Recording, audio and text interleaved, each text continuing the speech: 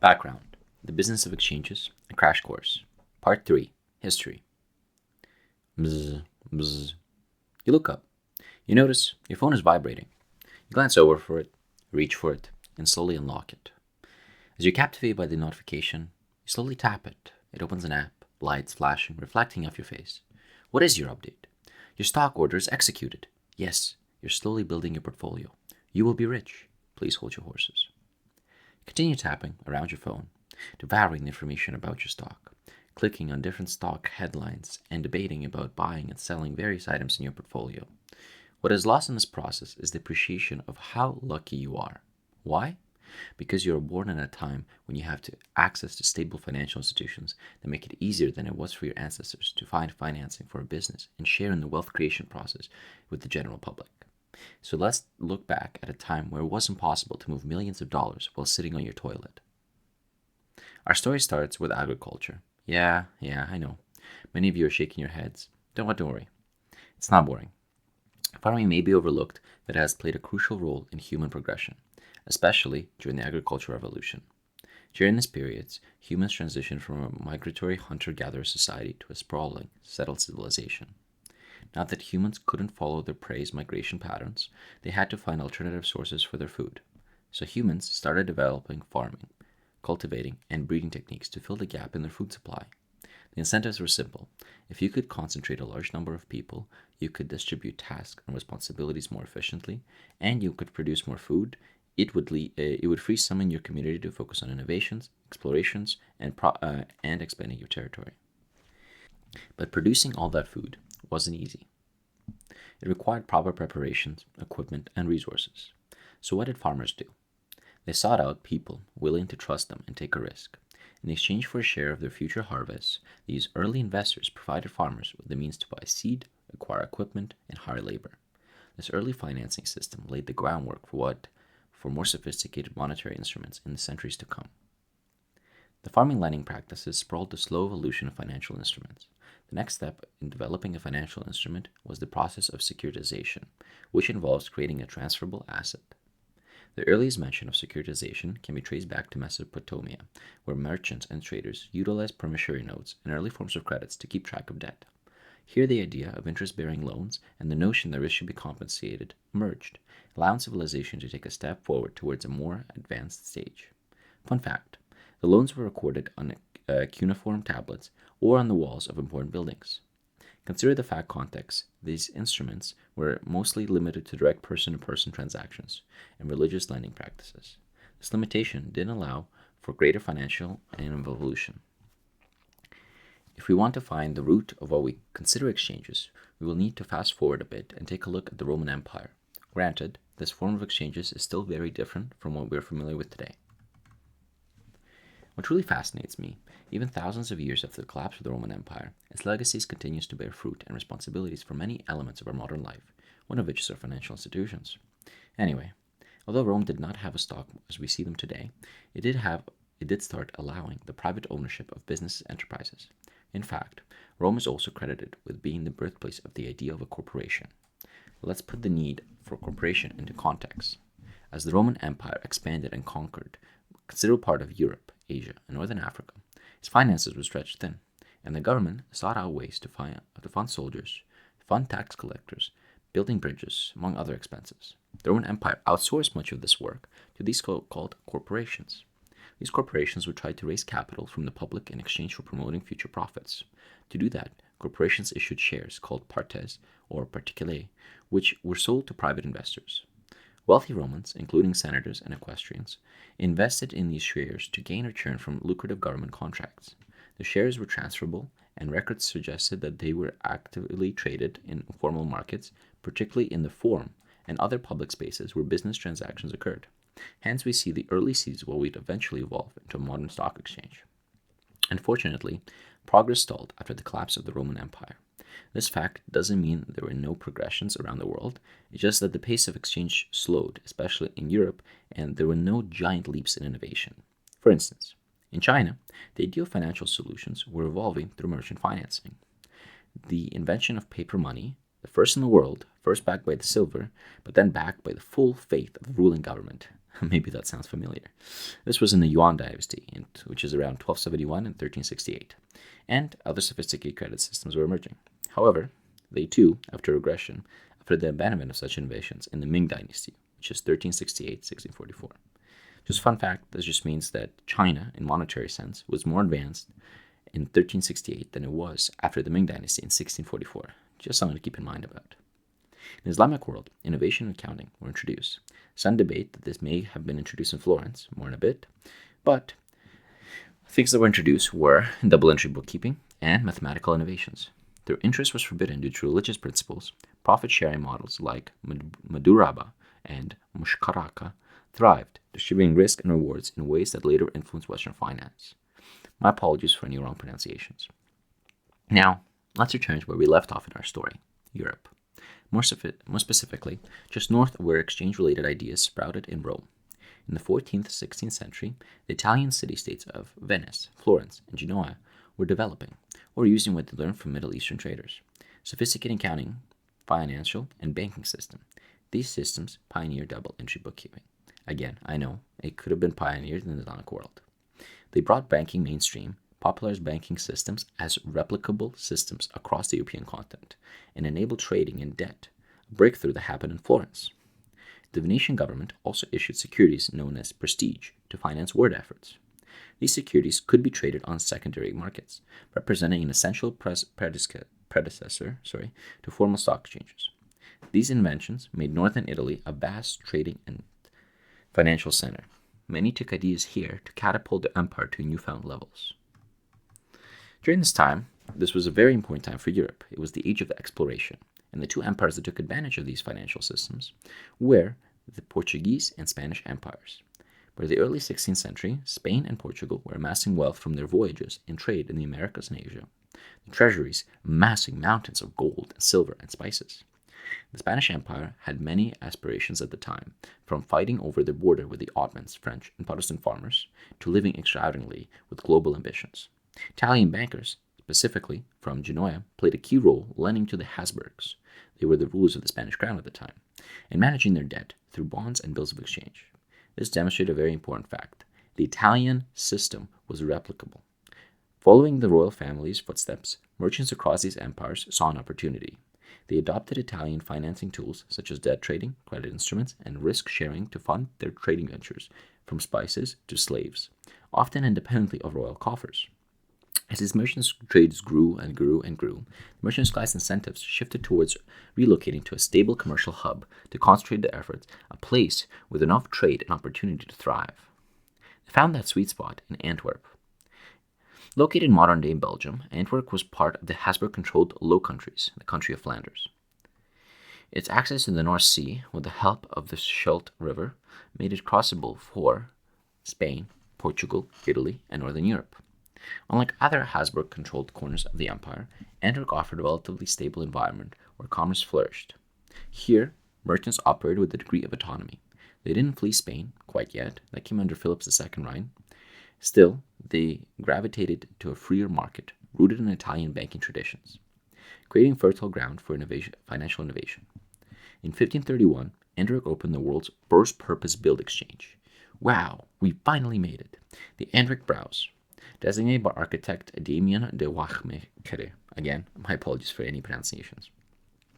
This exchange wasn't a stock market as we know it. No company shares were traded here. We're getting close, I promise. Instead, it served as a vibrant venue for trading government debt, for example, the Habsburg war bonds, any commodity contracts such as wool, metal, spices, and, of course, bills of exchange. Antwerp Bourse was supported by Charles V, ruler of the Low Countries, who valued its economic output and created an environment that brought structure to these markets, enforcing rules and formalizing trade and fair practices. Merchants across Europe flocked to this trading paradise. By centralizing commerce under one roof, Antwerp cemented its dominance as the continent's financial hub, outshining even its predecessors. Antwerp's glory, however, was not long-lasting. Its peak in the mid-16th century coincided with the growing tensions in the Habsburg realm. Under the new king, Philip II, which was a lot harsher than Charles V, the Spanish crown tightened its control over the Low Countries, which led to a Dutch Revolution in 1568 and subsequently the fall of Antwerp in 1585. Many merchants fled north to Amsterdam and took their practices and lessons with them, planting the foundation of the next evolution. These evolutions and innovations didn't vanish in Antwerp. They migrated to Amsterdam. Merchants' consolidation led to Amsterdam Stock Exchange opening in 1602. The Amsterdam Stock Exchange is known to be the first real stock market. It started with the trade of the most important company of the time, the Dutch East India Company, ticker VOC. VOC brought huge innovations, shares that could always be traded on the exchange without the company's say-so. Before this, stakes in trading ventures were usually ended when the ship got back and the owners would get paid out. Moreover, this permanent capital structure allowed VOC to grow into the world's first multinational corporation. The Amsterdam Exchange introduced the idea of stocks and pioneered the trade of futures, options, and other instruments mirroring modern exchanges. Even more impressive is that by the early 1800s, speculators could short securities and use margin accounts. Media also evolved and provided price quotations, creating transparency in the marketplace. Yet, these improvements introduced newfound risks. For example, one such risk was found in the tulip mania that occurred between 1636 and 1637 in Amsterdam. This was the world's first major asset bubble. The Dutch became trading tulips as if they were the world's most expensive assets, and speculation would drive tulip bulb prices sky high, that at the peak, one flower could fetch generational wealth, which would outpace a skilled craftsman's yearly wages tenfold. The rise didn't last forever. However, it is a very cool time in history, and I would recommend many of you to Googling it. And when the bubble popped in February 1637, fortunes evaporated. People were stranded with now worthless gardens of flowers, teaching some very harsh lessons about market psychology that even resonate today. Dutch financial power endured throughout the 17th century, underpinned by a stable currency and innovating banking. However, it didn't last forever. The stock market history and the world's financial center shifted again, partly due to the Anglo-Dutch Wars, 1652 to 1674, which drained Dutch naval supremacy, allowing the British naval to eclipse them, and partially due to England's rise as a trade haven with more favorable laws.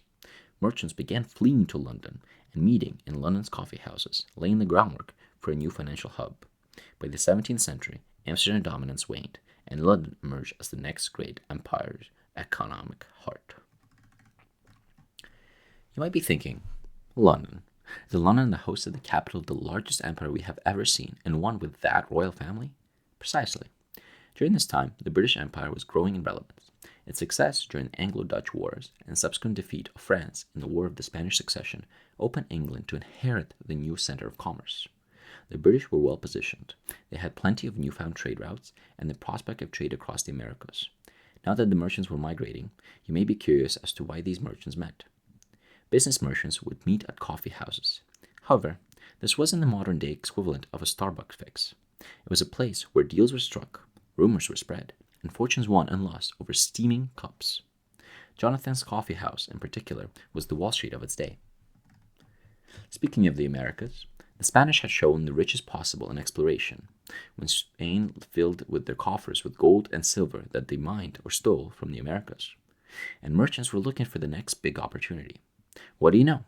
One such big opportunity could be found in the South Sea Company. The South Sea Company was responsible for trade that occurred with the Spanish colonies. It was special because after the British government was burdened with debt, it sold its debt in exchange for granting the South Sea Company a monopoly of all the trade with Spanish colonies in South America. A very vast, large, unknown territory that conjured images of endless silver and gold. The South Sea Company wasn't just a stock. It rasped in a clock of nationalist fever and the allure of on-top potential. People sold their houses, speculated on their assets, and even took loans from loan sharks for the chance to get a piece of the action, a piece of a company in this case. However, the reality was far less glamorous. Trade with these colonies was limited, and the company's actual profits were meager. Yet, fueled by aggressive promotion, instead of trading in a contagious wave of speculative mania, the price of its shares skyrocketed. People weren't buying based on fundamentals, which were very, very weak. They were buying because the price was going up and up and up, and they expected it to climb even higher. And their goal, by buying, was to sell to the next sucker. This is a classic greater fool theory in action. You might be thinking, I would have been sucked into this mania. I'm smarter than that. Well, let me tell you, even Sir Isaac Newton, one of the history's greatest minds, lost a fortune in the speculation. He originally invested and made a ton of money when he sold first his shares at a considerably higher price. And he sold this because he considered, with the mania going around, the price of the stock was completely unrealistic. However, as the price kept climbing and climbing, and he saw his friends even making money off it, he was tempted, and the fear of missing out struck.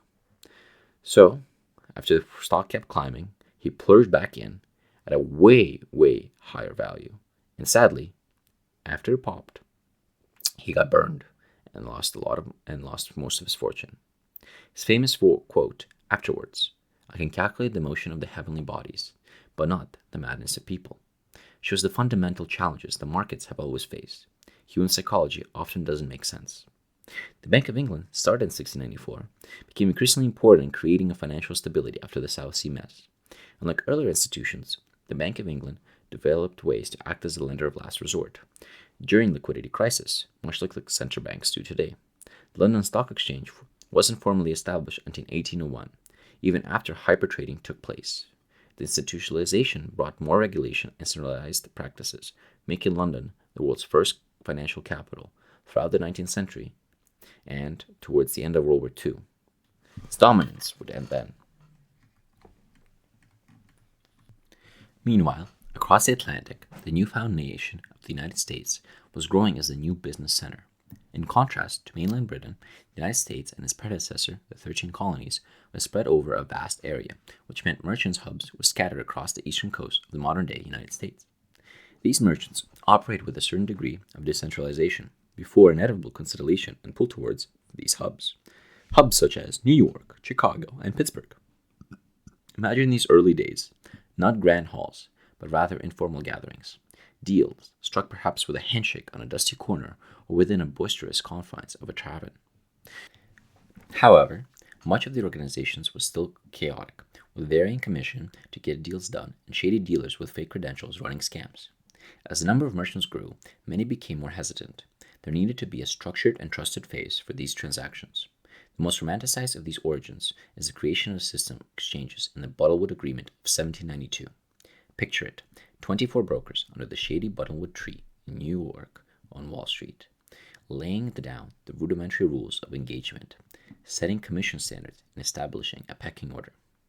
This exchange wasn't the polished marble and hushed tones of later exchanges. It was raw, fundamental moment for what eventually become the mighty New York Stock Exchange. And with this formation, commerce expanded exponentially. Even in the rudimentary forms, these early exchanges laid the groundwork for critical economic functions that endure even today.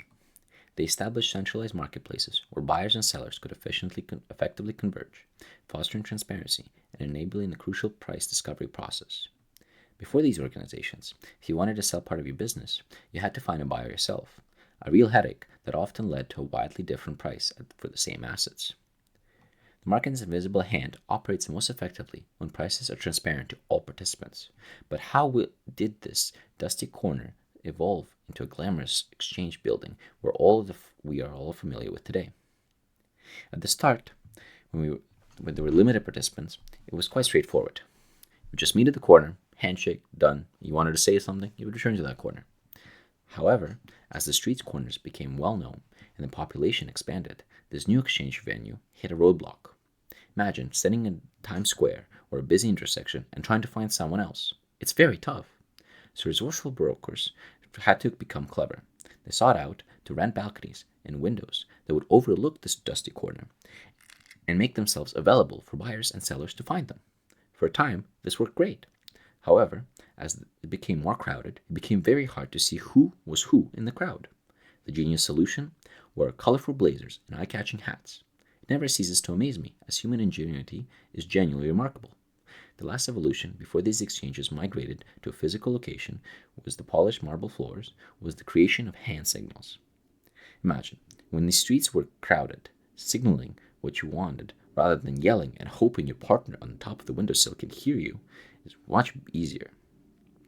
This is the era of the 19th century's American market. We must remember that just like in the movies of the Wild West, These markets, much like the obscene glamorous infrastructure, was the wild west of exchanges. Regulations, a whisper in the wind. Market manipulation, as common as the midday sun. Names like Jay Gould, Jim Flisk, and Daniel Drew weren't lauded for their ethical prowess. They earned their monetary robber barons for tactics that would make a modern regulator shudder. Even the Wolf of Wall Street had nothing on them. And then there was Cornelius Vandenberg, a man who famously quipped, "What do I care about the law? Ain't I got the power?" A sentiment that unfortunately echoed in the market's freewheeling nature. Practices like cornering, where a few players would amass enough shares to corner the market and squeeze short sellers into ruinous positions, and pools, where investors would band together to inflate prices artificially, were commonplace. It was a period where fortunes could be made and lost with a breathtaking speed, often divorced from any real underlying value. However, as you may see, they are limited to how much these markets could expand. If you had burned a few times in these markets, you may be wary of it. So an evolution was necessary and a system to grow, the shock that would force the government to intervene and create the pillars of modern exchanges. Numerous market manias have gathered place for the public eye, such as the runs in the banks in the late 1890s and the market panic of 1908, but the main trigger for the inevitable need for reform came with the exuberant run of the Roaring Twenties, which would happen in the 1920s. During this time, playing the market became America's sport, with regular people borrowing heavily to buy shares and rising prices with no end. The music was playing, prices were rising. However, once the music stopped, so did the economy. The crash came in October of 1929. The Great Crash wiped out billions and started the Great Depression. Market values fell by nearly 90% from top to bottom. The severity and length of the economic pain that followed changed America's relationship with financial markets and led to the big regulatory reforms, the biggest of which was the creation of the Securities and Exchange Commission, the SEC, in 1934, the first real attempt to establish a robust regulatory framework for securities markets. This new body was responsible for stopping insider trading, which means where companies' insiders use non-public information for their own gain, market manipulation tactics, such as wash selling, which is when you sell stock to yourself, designated to create a false sense of trading activity, and the requirement for public companies to be traded on exchanges to provide more transparent information, forcing them to abide by financial standards and following best accounting practices. The reform and the reposition of the United States as the financial capital of the world accelerated the integration of the stock exchanges. The New York Stock Exchange had established itself as the world's pristine stock exchange by mid-century, with its trading floors becoming the iconic symbol of American capitalism, and with the help of a few new innovations.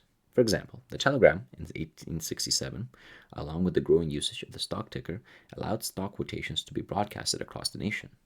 This invention democratized trading across the continent, and the next invention, such as the Nasdaq exchange in 1971, was launched as the world's first fully electronic stock market. Here, trades were executed by computers, so there was no trading floor, no shouting brokers, and no colored jackets, just market makers positioning bids and offers via computer terminals. Yet this transaction came with its own perils. The reliance on computer executions was one of the causes of the crash on Black Monday in 1987, when markets plummeted over 22.6% in a single day, forcing more market reforms and the introduction of circuit breakers. Electronic exchanges accelerated their dominance in the 90s and 2000s, especially after the 9/11 attacks, as the vulnerabilities of a single point of failure for exchanges exposed a financial weakness. Today, most trades occur over these computer networks, executing faster than humans could ever possibly do on their own. This exchange has given rise to the high-frequency trading industry, where trades happen at the speed of light through fiber optic cables, sometimes with firms competing for office physically closer to exchanges to share microseconds of execution times. What took floor brokers minutes can now happen thousands of times per second. The advantages are clear: lower cost, faster execution, and increased liquidity. But like many powerful tools, these systems have brought new concerns about fairness and stability, circulating in events like the 2010 flash crash that sent markets plummeting temporarily. Today, the exchanges are responsible for over 58,000 companies, representing trillions of dollars in market capitalization, the NYC at 25 trillion and the Nasdaq at 23, although, of course, this figures change every day. Many of these exchanges are public companies themselves, worth billions. Nonetheless, it is clear that technology will continue to play a large role in the markets and reshape these exchanges after year and year and year. Perhaps blockchain will further decentralize and bring greater transparency. Artificial intelligence could possibly create a new surveillance for mechanism behind the market algorithms. Perhaps even further government involvement will change things. However, one thing is for certain. No matter the current form of evolution, as long as human actors are present, the exchanges will be riddled with market panics and foolish optimism, and their essential function, matching buyers with sellers and establishing reliable prices, will remain as relevant today as it was during the Roman Forum centuries ago. Thank you.